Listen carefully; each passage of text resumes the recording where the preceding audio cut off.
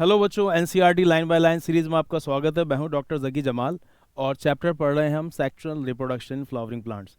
इससे पिछली वीडियोस के अंदर हम लोगों ने डबल फर्टिलाइजेशन पॉलिनेशन पढ़ लिया है। मैंने आपको बताया था कि जब पॉलिनेशन होता है तो पॉलिनेशन लैंड करता है स्टिग्मा पर और फिर ओवरग्रोथ बनती है इंटाइन की, और इंटाइन एक्साइन में जो बारीक बारीक सुराख हैं जिन्हें बोला जाता है जर्म पोर, उसके जरिए बाहर निकल कर आती है। इसे बोला जाता है फिर पॉलन ट्यूब। वो pollen tube stigma style ovary को क्रॉस करती हुई फिर पहुंचती है ओव्यूल में। ओव्यूल से फिर वो चली जाती है एम्ब्रियोसाइट में। ओव्यूल के अंदर एंट्री पॉलन ट्यूब की माइक्रोपाइलर एंड से भी हो सकती है, कैलेजल एंड से भी हो सकती है और इंटेगुमेंट फिनिकल से भी हो सकती है। लेकिन एम्ब्रियोसेक के अंदर पॉलन ट्यूब हमेशा किसी एक सिनर्जिड से जाती है, डीजनरेटिंग सिनर्जिड के जरिए जाती है। मतलब दो में से एक सिनर्जिड पॉलन ट्यूब की एंट्री से पहले ही टूट जाता है, उसी से पॉलन ट्यूब के अंदर एंट्री होती है। वो अंदर जाके डीजनरेटिंग साइटोप्लाज्म में सिनर्जिड के अपने दो मेल गैमीट पॉलन ट्यूब छोड़ देती है। सवाल ये भी है, पॉलन ट्यूब की एंट्री हमेशा सिनर्जिड की साइड से ही क्यों होती है? क्योंकि सिनर्जिड के ऊपर वो जो सेलुलर थिकनिंग है फिलीफॉर्म एपरेटस, वो अपने अंदर से कुछ केमिकल्स निकालते हैं जिसकी वजह से पॉलन ट्यूब उसकी तरफ आकर्षित होती है और सिनर्जिड तक वो पहुंच जाती है। दो मेल गैमिट जब अंदर जाते हैं उसमें से एक मेल गैमिट जाके फ्यूज करता है एग सेल के साथ और एक मेल गैमिट जाके फ्यूज करता है सेंट्रल के सेल के साथ। जब एक मेल गैमिट एग सेल के साथ फ्यूज करता है इसे बोला जाता है सिंगैमी या फिर इसे बोला जाता है जनरेटिव फर्टिलाइजेशन, और इसके रिजल्ट में बनता है डिप्लॉयड ज़ायगोट जो बाद में जाके एम्ब्रियो में कन्वर्ट होगा। और जब एक male gamete two polar nuclear of the central cell के साथ फ्यूज होता है तो इसे बोला जाता है ट्रिपल फ्यूजन या वेस्टेड फर्टिलाइजेशन, और इसके रिजल्ट में जब ये तीनों न्यूक्लियस आपस में जोड़ते हैं तो बनता है ट्रिप्लॉइड प्राइमरी एंडोस्पर्म न्यूक्लियस जो बाद में जाकर कन्वर्ट होता है एंडोस्पर्म में। इसी बीच ये जो बाहर ओवरी थी कन्वर्ट हो जाएगी फ्रूट में और ओव्यूल चेंज हो जाएगा सीड में। तो टोटल 4 बातें हुई, ये कहलाते हैं पोस्ट फर्टिलाइजेशन इवेंट्स। फर्टिलाइजेशन के बाद क्या होगा? तो फर्टिलाइजेशन के बाद 4 चीज़ें होंगी कि जो सेंट्रल सेल था वो कन्वर्ट हो जाएगा एंडोस्पर्म में, जो एग सेल था वो कन्वर्ट हो जाएगा एम्ब्रियो के अंदर, जो ओवरी थी वो चेंज हो जाएगी फ्रूट के अंदर, और जो ओव्यूल था वो चेंज हो जाएगा सीड के अंदर। अगले 4 टॉपिक्स हमारे यही होने वाले हैं इस टॉपिक के अंदर। अब सबसे पहले हम थोड़ा सा पढ़ लेते हैं एंडोस्पर्म के बारे में। हल्का फुल्का सा आपको याद दिलाता हूँ कि अभी थोड़ी देर पहले हमारी बात हो रही थी, जब एक male gamete two polar nuclear of the central cell के साथ फ्यूज करता है तो वहाँ पर एक ट्रिप्लॉइड प्राइमरी एंडोस्पर्म न्यूक्लियस बनेगा। फिर उसके बाद सेल वॉल आएगी, ये ट्रिप्लॉइड प्राइमरी एंडोस्पर्म सेल कहलाएगा। और फिर ट्रिप्लॉइड प्राइमरी एंडोस्पर्म सेल जब सेल डिवाइड करेगा तो टिश्यू बनेगा, ट्रिप्लॉइड प्राइमरी एंडोस्पर्म टिश्यू, और फिर वो टिश्यू कहलाएगा एंडोस्पर्म। इसलिए एनसीईआरटी कहती है कि एंडोस्पर्म एक न्यूट्रिटिव टिश्यू है जो कि नरिशमेंट प्रोवाइड करता है डेवलपिंग एम्ब्रियो को और यंग सीडलिंग को।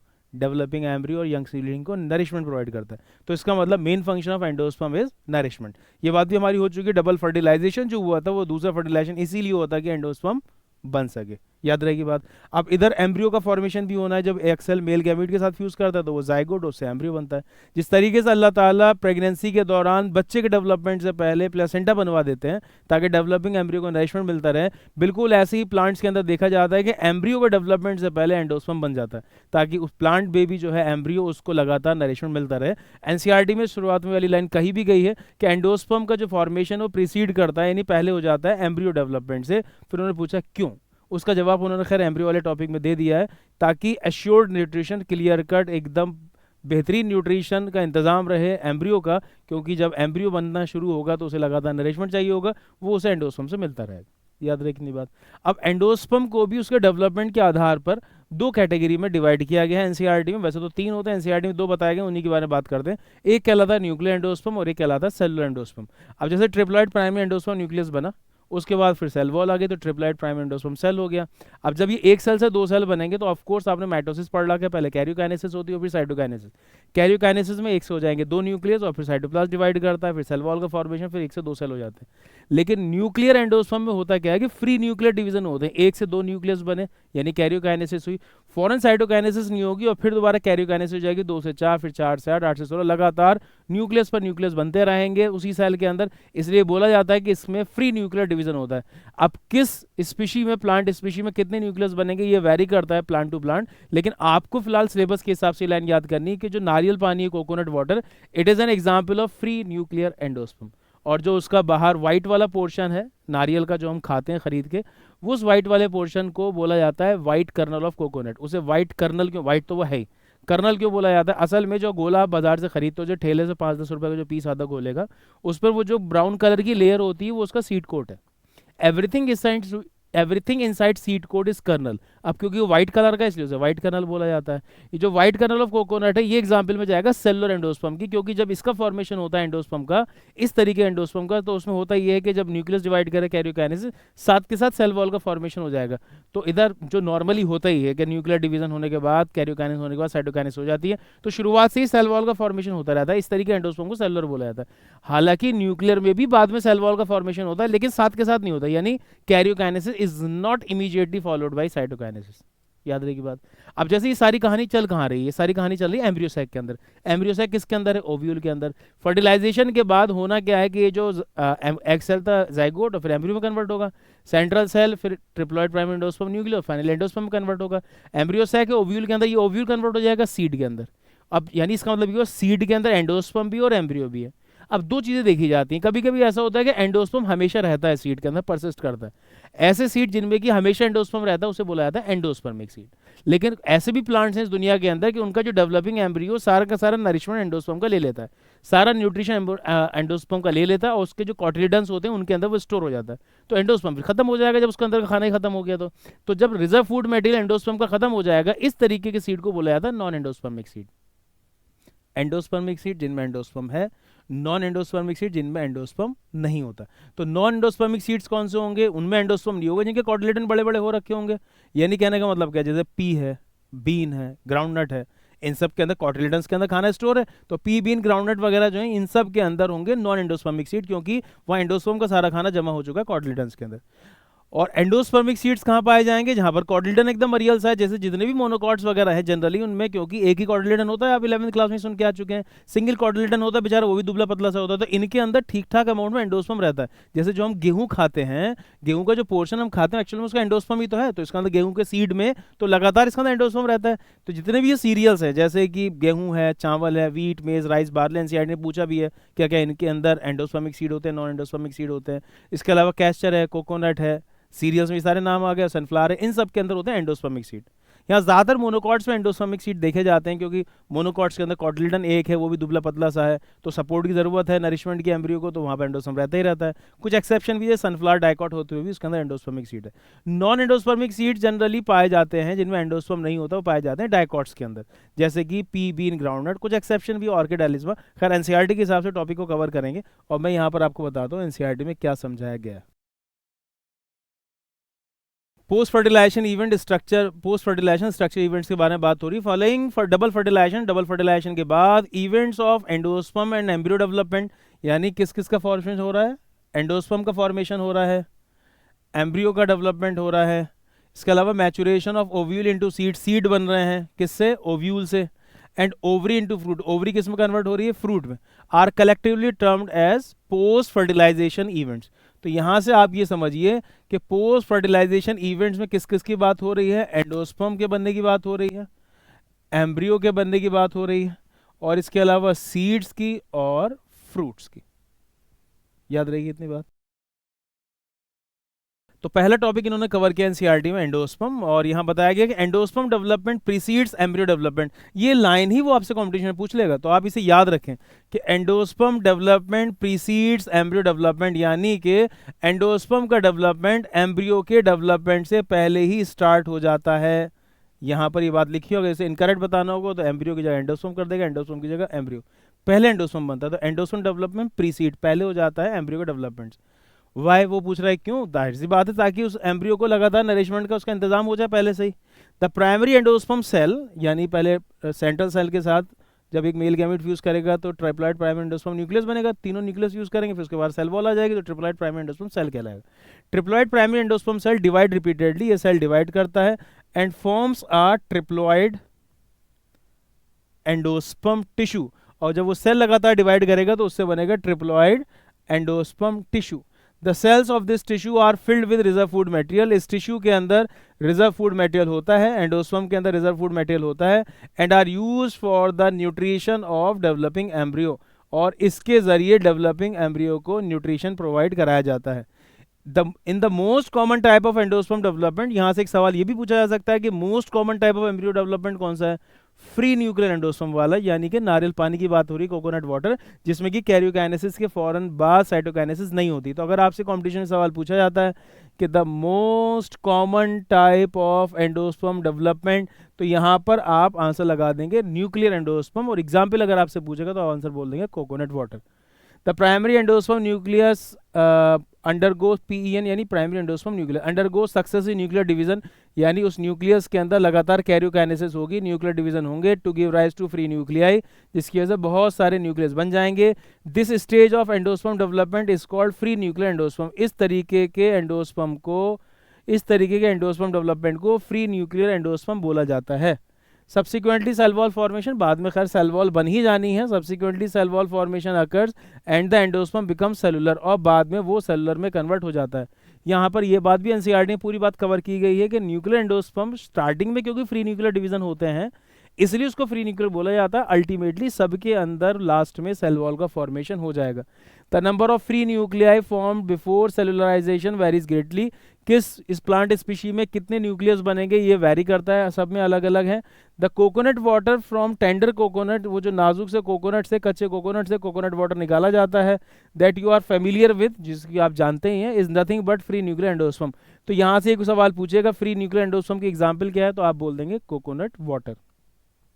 It is made up of thousands of nuclei, जहन में रखें कि कोकोनट वाटर के अंदर थाउजेंड्स ऑफ न्यूक्लियाई मौजूद होते हैं। And the surrounding white kernel is cellular endosperm, और जो व्हाइट वाला पोर्शन हम खाते हैं नारियल का वो कहलाता है सेलुलर एंडोस्पर्म, क्योंकि उसके फॉर्मेशन के दौरान जब प्राइमरी एंडोस्पर्म सेल डिवाइड करता है तो साथ के साथ न्यूक्लियस के चाहता है सेल वॉल का फॉर्मेशन होता रहता है।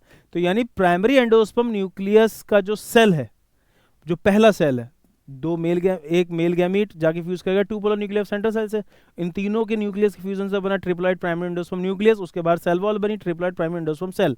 अब ये जो न्यूक्लियस है ट्रिप्लॉइड प्राइमरी एंडोस्पर्म सेल का, अब जब ये डिवाइड करता है तो अगर फ्री न्यूक्लियर डिवीजन होते हैं, केवल न्यूक्लियस ही न्यूक्लियस बनते चले आ रहे हैं, इस तरीके के एंडोस्पर्म को बोला जाएगा कि इससे बन रहा है फ्री न्यूक्लियर एंडोस्पर्म। और अगर ऐसा होता है कि न्यूक्लियस डिवाइड हुआ 1 से 2 में, साथ के साथ सेल वॉल का फॉर्मेशन हो रहा है फ्रॉम द बिगिनिंग, शुरुआत से ही अगर सेल वॉल का फॉर्मेशन होता है तो इस तरीके के एंडोस्पर्म को बोला जाएगा फिर सेलुलर एंडोस्पर्म। तो नारियल पानी, coconut water is an example of nuclear endosperm, and white kernel of coconut is an example of cellular endosperm. फिर आगे थोड़ा सा टॉपिक को सीड की तरफ लेगा कि एंडोस्पर्म रहेगा तो क्या बोलेंगे, सीड में एंडोस्पर्म नहीं रहेगा सीड में तो उसे क्या बोलेंगे।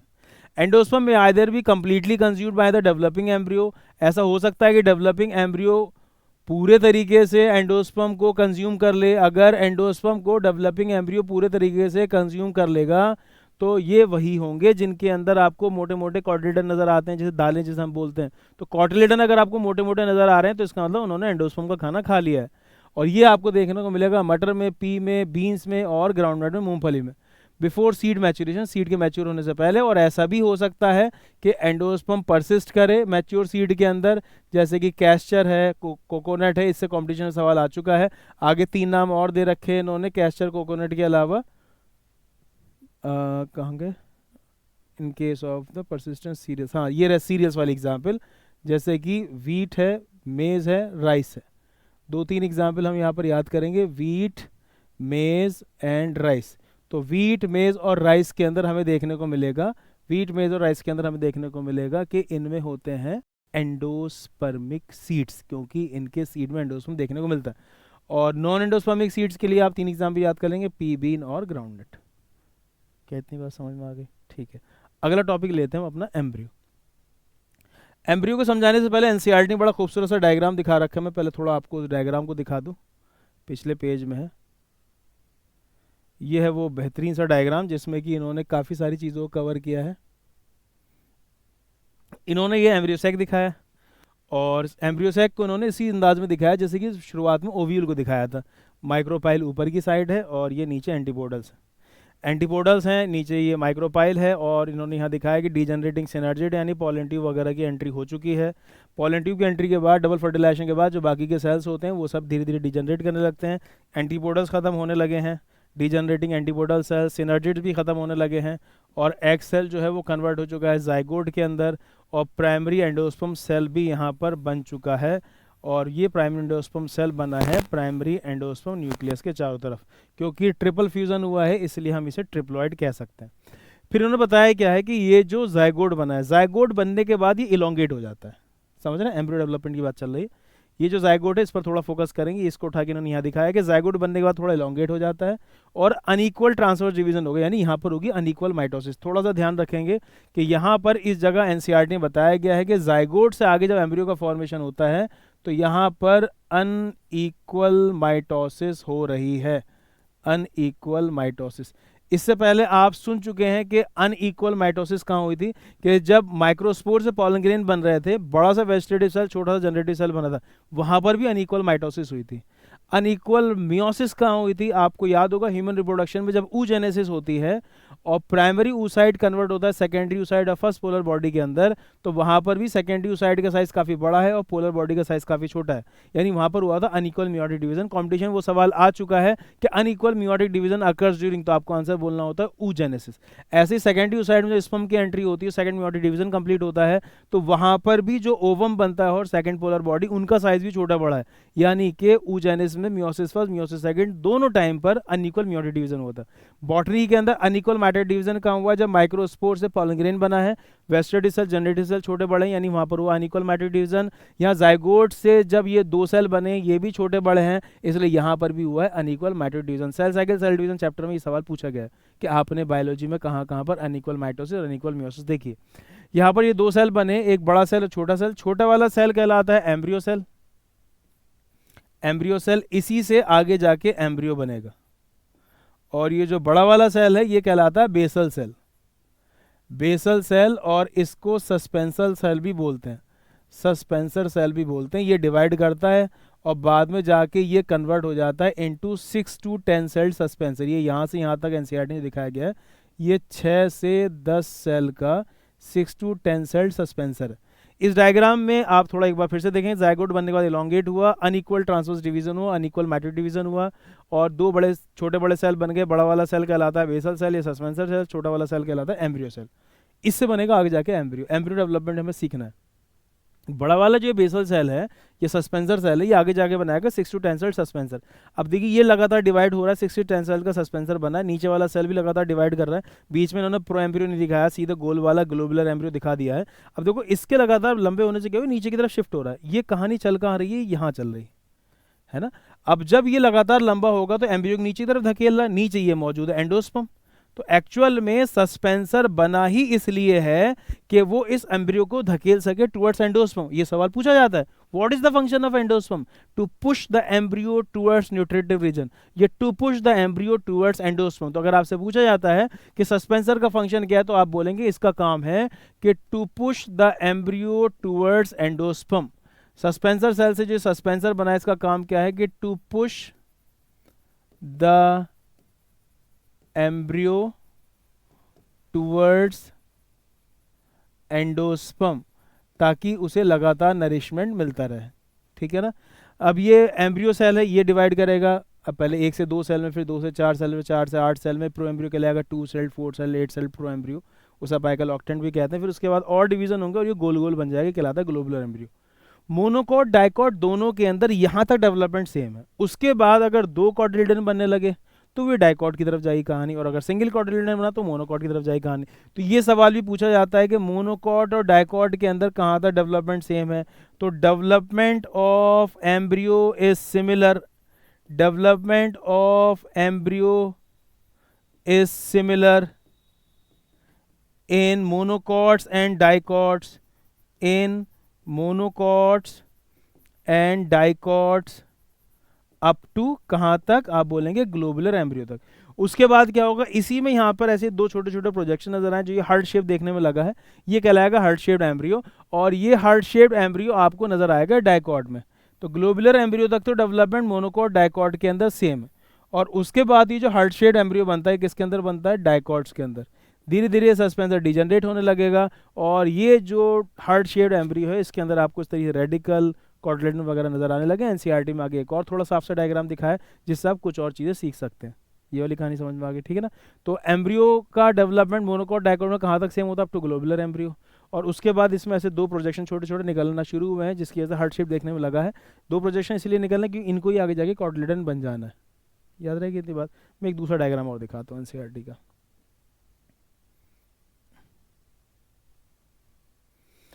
यहाँ पर इन्होंने दिखाया है डाइकॉट एम्ब्रियो। डाइकॉट एम्ब्रियो के अंदर आप देख सकते हैं कि इन्होंने यहाँ ये दिखाया दो इसके कॉटलिडन, ये दिखाया हाइपोकॉटाइल, ये दिखाया प्लूम्यूल, रेडिकल और रूट कैप। इस डायग्राम को आप थोड़ा सा और अच्छे से समझ सकते हैं। मैं इसको आपको ऐसे समझा दूं कि मान लीजिए कि हम इसको सीधा करके बना दें। अगर मैं इसको सीधा करके बना दूं तो ये कुछ इस तरीके का नजर आएगा आपको। ये इसके दोनों कॉटलिडन हो गए, ये नीचे रेडिकल और रूट कैप। सही है। अब असल में होता यह है कि जैसे कि यहाँ पर ये कॉटलिडन इस जगह से जुड़े हुए हैं, तो ये हो गया level of attachment of cotyledon, ठीक है ना। कॉटलिडन जहां से जुड़े हुए हैं उसके ऊपर वाला जो पोर्शन है, ये वाला पोर्शन, ये कहलाता है epicotyl.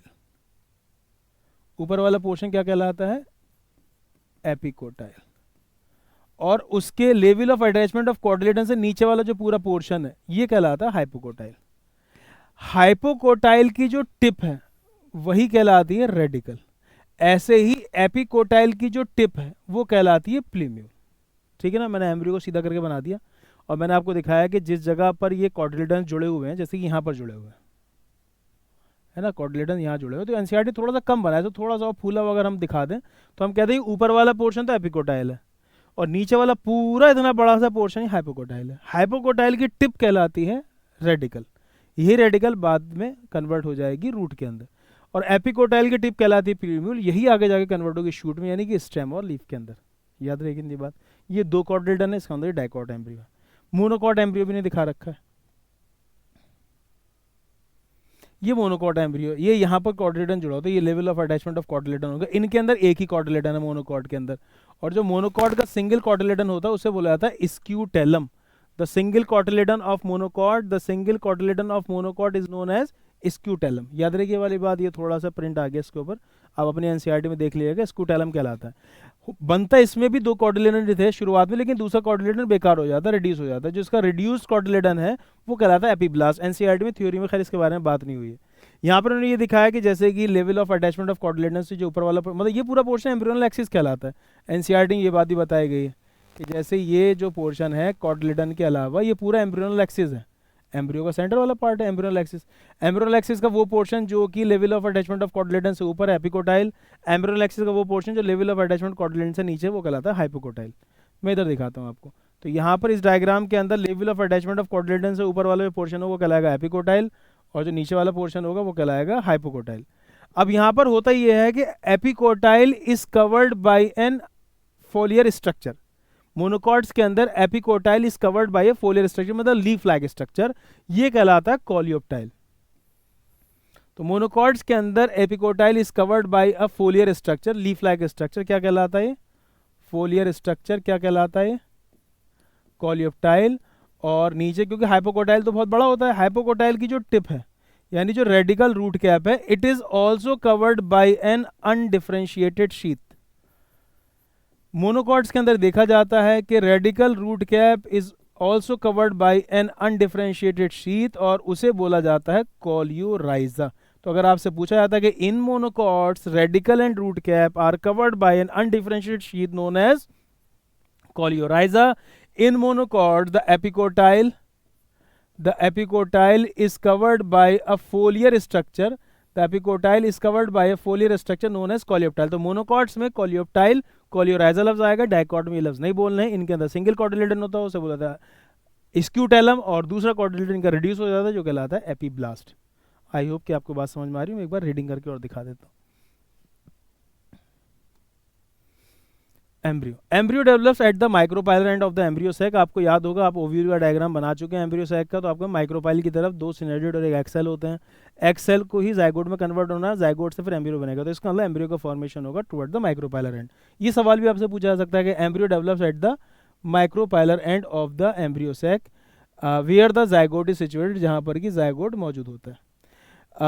The most zygote divides only after the certain amount of endosperm is formed. ज़्यादातर केसेस में देखा जाता है जाइगोट तभी डिवाइड होता है जबकि एंडोस्पर्म बन जाता है। This is an adaptation to provide assured nutrition to the developing embryo. इससे फायदा क्या होता है कि डेवलपिंग एम्ब्रियो को लगातार नरिशमेंट मिलता रहता है, उसके नरिशमेंट की कोई दिक्कत नहीं होती। इसलिए प्लांट्स के अंदर ये देखा जाता है कि एम्ब्रियो के फॉर्मेशन से पहले जाइगोट का एम्ब्रियो के फॉर्मेशन से पहले एंडोस्पर्म का फॉर्मेशन हो जाता है। दो seed differ greatly, monocot dicot के सीड बिल्कुल अलग होते हैं। The early stages of embryo development, embryogeny are similar. Early stages of embryo development, early stages of embryo development are similar in monocots and dicot. कहाँ तक early stages, कहाँ तक का डेवलपमेंट सेम है? अप टू ग्लोबुलर एम्ब्रियो, मैं diagram में आपको दिखाया था। It depict the stage embryogeny dicot monocot. The zygote gives rise to the प्रोएम्ब्रियो, zygote से प्रोएम्ब्रियो बनता है, जो डायग्राम में एनसीईआरटी में नहीं दिखाया गया है। एंड सब्सिक्वेंटली ग्लोबुलर हार्ट से मैच्योर एम्ब्रियो। ये सवाल कंपटीशन में आ चुका है सीक्वेंस में कि जाइगोट से पहले क्या बनेगा, तो आप बोलेंगे जाइगोट से पहले बनेगा, जाइगोट के बाद सबसे पहले बनेगा प्रोएम्ब्रियो, प्रोएम्ब्रियो के बाद वो गोल गोल बनेगा ग्लोबुलर एम्ब्रियो, उसके बाद फिर बनेगा heart shaped embryo, heart shaped embryo, और उसके बाद फिर एक मैच्योर एम्ब्रियो बन जाएगा, लास्ट में बनेगा एक मैच्योर एम्ब्रियो। कितनी बात समझ में आ रही? आगे देखते।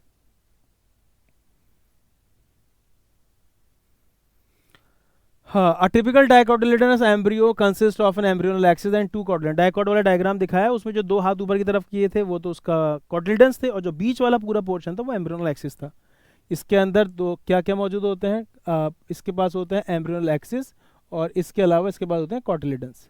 The portion of the embryonal axis above the level of cotyledon, above the level of attachment of cotyledon, जो ऊपर वाला पोर्शन था वो कहलाएगा एपिकोटाइल।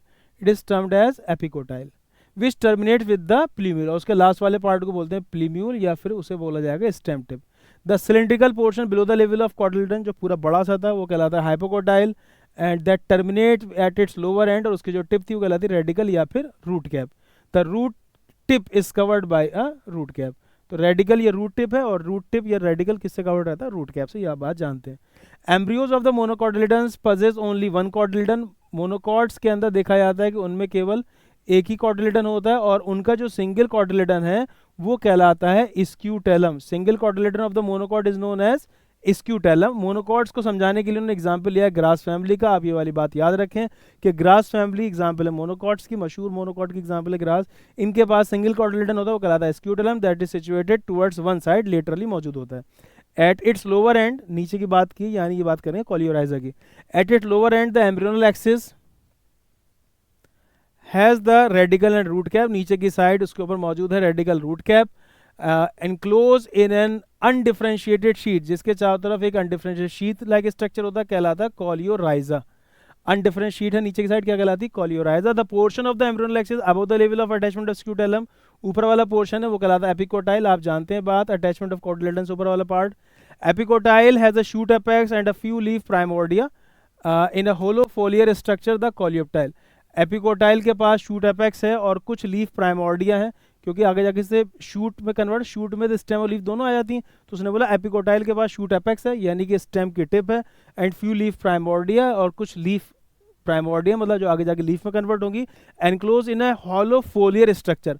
तो जो एपिकोटाइल है it is covered in a foliar structure called coleoptile. तो ये पूरी लाइन कॉम्पिटिशन में पूछी जा सकती है, अभी पूछी नहीं गई है कि कोलियोप्टाइल क्या है। आप बताएंगे कि फोलियर स्ट्रक्चर यानी कि लीफ लाइक स्ट्रक्चर जो कि एपिकोटाइल को कवर किया रहता है, और कोलियोराइजा क्या है आप बोलेंगे अनडिफरेंशिएट शीट लाइक स्ट्रक्चर है जो कि कवर किया रहता है रेडिकल और रूट कैप को। Soak a few seeds in water, say of wheat, maize, pea, chickpea, groundnut overnight, then split the seeds and observe the various parts of the embryo and the seed. मेरे ख्याल से आपको बात समझ में आ गई होगी। आपने लाइन याद ये करनी है कि वो जो बीच में पूरा पोर्शन है वो एम्ब्रियोनल एक्सिस है, दो कॉटिलेडन जुड़े हुए थे डाइकॉट सीट के अंदर, अटैचमेंट ऑफ कॉटिलेडन से ऊपर वाला जो पोर्शन था वो कहलाता है एपिकोटाइल, और नीचे वाला पूरा कहलाता है हाइपोकोटाइल। एपिकोटाइल की टिप प्लीम्यूल है, और हाइपोकोटाइल की टिप पर रेडिकल है, रूट टिप है, और उसके आगे फिर रूट कैप है। मोनोकॉट्स के अंदर भी यही सेम पैटर्न है, बस वहाँ पर एक कॉटिलेडन है, बोला था स्क्यूटेलम, दूसरा कॉटिलेडन का रेड्यूस है जो कहलाता है epiblast. Level of attachment of cotyledon जो ऊपर वाला पोर्शन वो कहलाता है epicotyl, and epicotyl is covered, monocots के अंदर epicotyl is covered in a hollow foliar structure called coleoptile, और इनका नीचे जो रेडिकल रूट कैप है it is covered in undifferentiated called coleorhiza.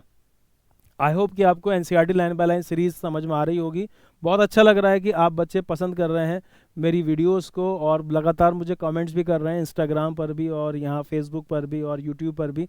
और जो नए बच्चे मुझसे जुड़े हैं अभी फ़िलहाल में, कैसे आपको लग रहा है ये NCERT line by line series मुझसे पढ़ना, मुझे बताइएगा। और क्या आप चाहते हैं कि मैं आपका एक पर्सनल बैच भी शुरू करूँ जिसमें हम बिल्कुल ऐसे ही पढ़ें जैसे कि क्लास में पढ़ाया जाता है? तो आप मुझे उसके बारे में बताइएगा। तब तक के लिए बेस्ट ऑफ लक।